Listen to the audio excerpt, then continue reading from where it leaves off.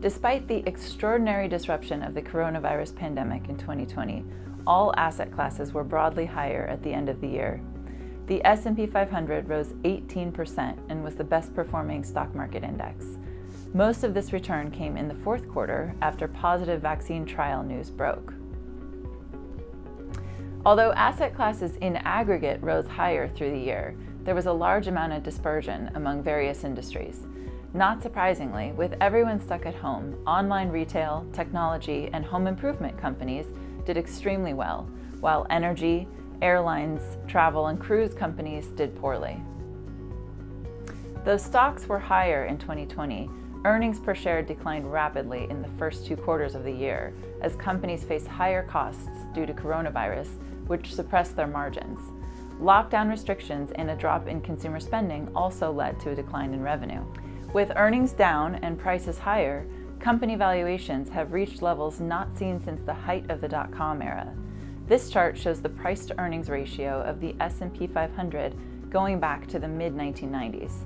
In the dot-com bubble, prices were pushed higher due to frenzied buying in the technology sector.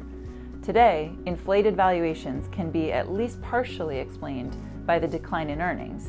We saw a similar valuation spike in 2009 after the financial crisis pushed company earnings lower.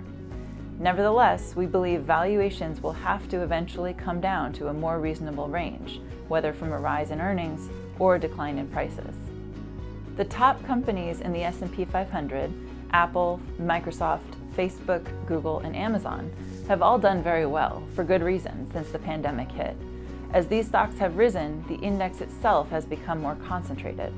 We saw similar market concentration over 2 decades ago when technology stocks dominated the entire index. Today, the top 10 companies have maintained more reasonable valuations than those seen during the dot-com bubble. Economic data has been disappointing at best. Labor market momentum has stalled, and despite the bounce back from lockdowns in March, we still have 10 million jobs less than when the pandemic started.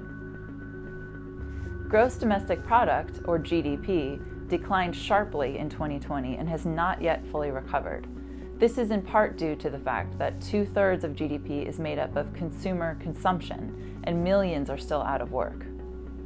In addition to the traditional economic indicators, we're also tracking higher frequency data such as purchase mortgage applications, consumer debit and credit transactions, hotel occupancy, travel and navigation app usage, seated diners, and TSA traveler traffic.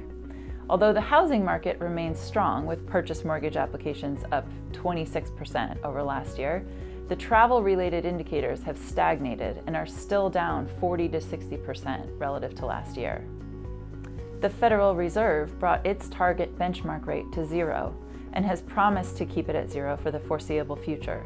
The Fed also quickly injected trillions of dollars into the financial system by purchasing assets and nearly doubled the size of its balance sheet. With valuations hitting levels not seen since the late 90s, it's nearly impossible not to compare our current market to the dot-com bubble.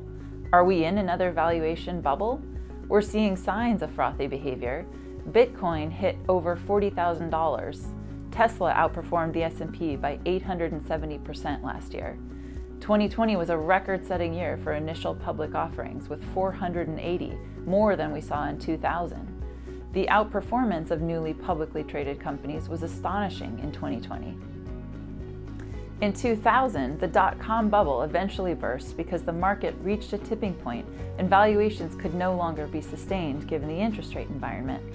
At the time, a tight labor market led to rising inflation, which the Federal Reserve had to control by increasing its target rate to 6.5%. Today, inflation remains well below the Fed's target of 2%. The pandemic caused inflation to drop further, and despite the large amounts of stimulus that have been injected, we do not see signs of hyperinflation. The Federal Reserve will likely be able to keep rates at 0 as promised, which could mean the stock market has further room to run, especially if we see earnings rebound.